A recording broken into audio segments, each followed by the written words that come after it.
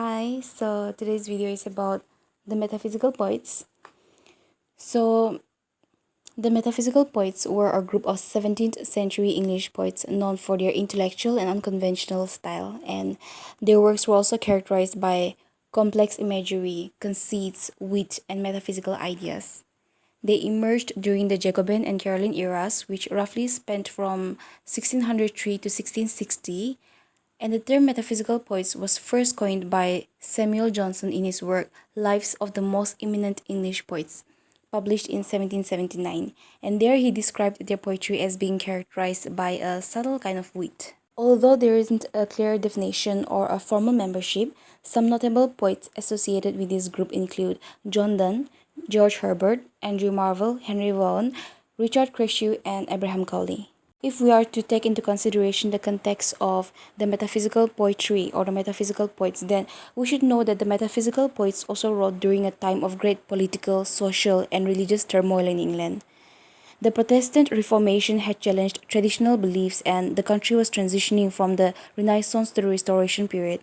Also, the metaphysical poets grappled with these changes and explored profound questions of love, faith, mortality, God, and the nature of reality. The style of the metaphysical poets were distinct and intellectually rigorous. They employed complex metaphors, often referred to as conceits, which compared seemingly dissimilar objects or ideas to convey their insights. These conceits could be witty, surprising, or shocking, aiming to provoke deeper contemplation. Also, the poets used unconventional poetic techniques such as irregular meter, artificial or paradoxical language, and intricate wordplay, etc. Regarding the themes, the metaphysical poets chose themes that revolved around the complex relationship between the physical and spiritual aspects of human existence. They explored the tension between the sensual and the divine, blending secular and religious imageries. They also chose love.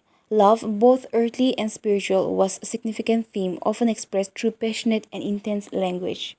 The metaphysical poets also reflected on the fleeting nature of life, the transience of beauty, the fragility of humans, and the search for redemption and understanding. To understand a metaphysical poetry in its core, it is first important to understand what a conceit is. So, in a metaphysical poetry, a conceit is an extended and elaborate metaphor, or say it is a comparison used to draw surprising connections between two seemingly unrelated or contrasting things. It goes beyond a simple comparison and often involves complex and far-fetched imageries. Conceits are also used to emphasize abstract ideas or truths in a vivid and imaginative way, making them a defining feature of metaphysical poetry. So the following are some examples of conceits in metaphysical poetry. So the first example here is John Donne's poem, A Valediction Forbidding Morning. In this poem, Donne compares two lovers to the legs of a compass, where one leg remains fixed while the other travels in a circle. The conceit illustrates the idea that love can endure separation and distance. The fixed leg represents the constant and stable love, while the traveling leg symbolizes the lovers physically departing but remaining connected in love. Next example is George Herbert's The Collar. So in this poem, the speaker is frustrated and rebellious, questioning his commitment to his religious calling. He compares himself to a dog on a leash, with God holding the collar and controlling his action. The conceit portrays the tension between the speaker's desire for freedom and his duty to God. Richard Creasue's The Weeper.